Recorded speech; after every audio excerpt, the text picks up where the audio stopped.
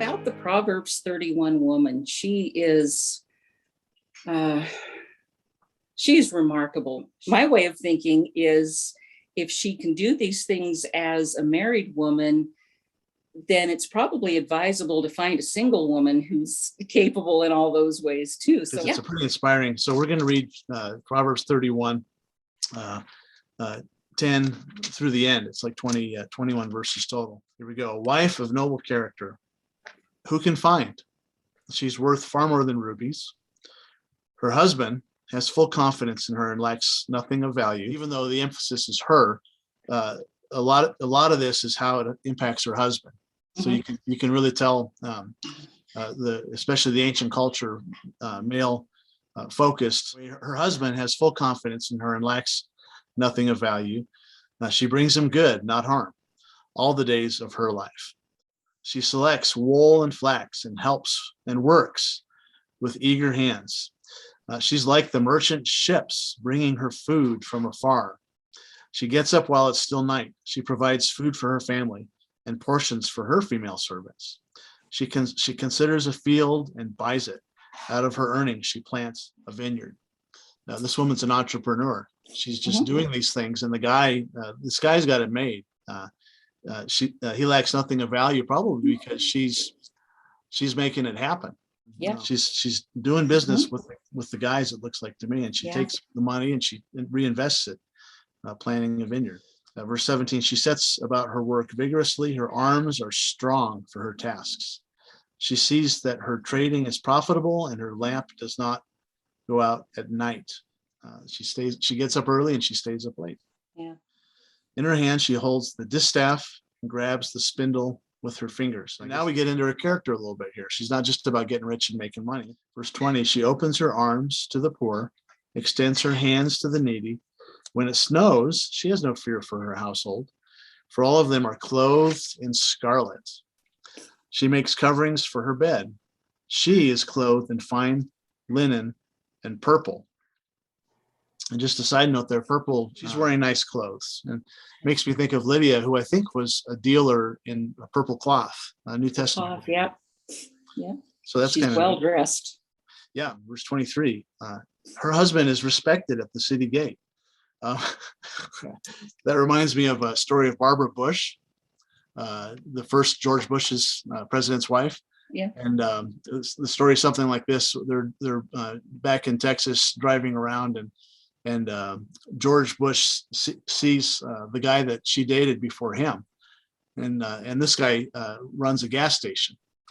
And George says, "Honey, aren't you glad you married me instead of that guy? You would have been married to a gas station attendant." And she said, "Well, George, if I'd have married him, he would have been the president of the United States."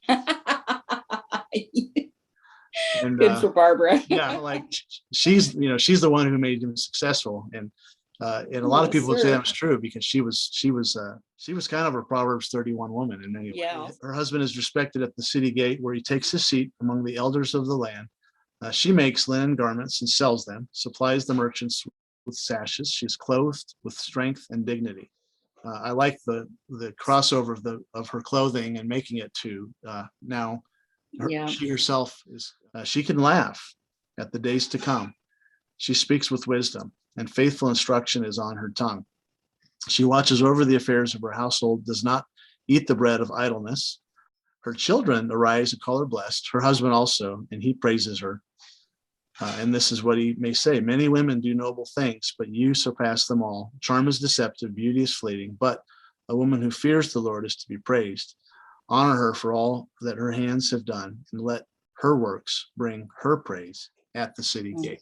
It's kind of a neat ending. It's like she doesn't have to just make him look good, but she's the one that deserves the praise. That's right. And I love how it goes from the things that she does, as you said, down to her heart.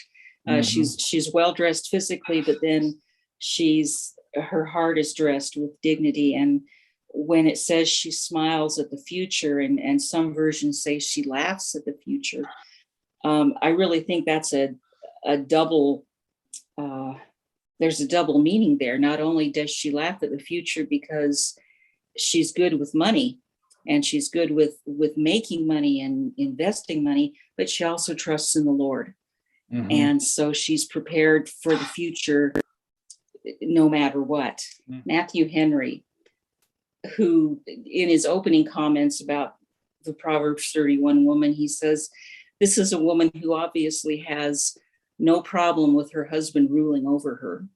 And I thought, where does it say that? Where does it say he even rules over her? Where does it say she has no problem with that? What I see is a man who trusts her to the extent that he just says, here, sweetheart, do your thing. Yeah. Do what and he recognizes she's better at it than him. And so he doesn't have to worry about it. This is the complete, of course, he wrote in the late 1600s, early 1700s, and look how fine this print is. Wow. Almost impossible to read. That's why whenever I pull out my Matthew Henry, I have to pull out this thing too. But as you said, that's not what the scripture is saying. The scripture is certainly talks about how he gets credit for her. He's respected because of her. But it talks about her having the fear of the Lord, which is an interesting kind of a capstone, because Proverbs begins with this, like, if you fear the Lord, you get wisdom. And it finishes with the woman who fears the Lord. Yeah. I don't see her asking permission to do any of these things. In this, I see a woman who is so extraordinary and confident, and a husband who obviously looked for a woman like that. He didn't look for a woman that was going to do everything he told her to do. And well, how can it be a good team if one person is just nothing more than an extension or like a tool, like that's a rake in the hand of the man to do the manual labor or something? That's right. What I long for.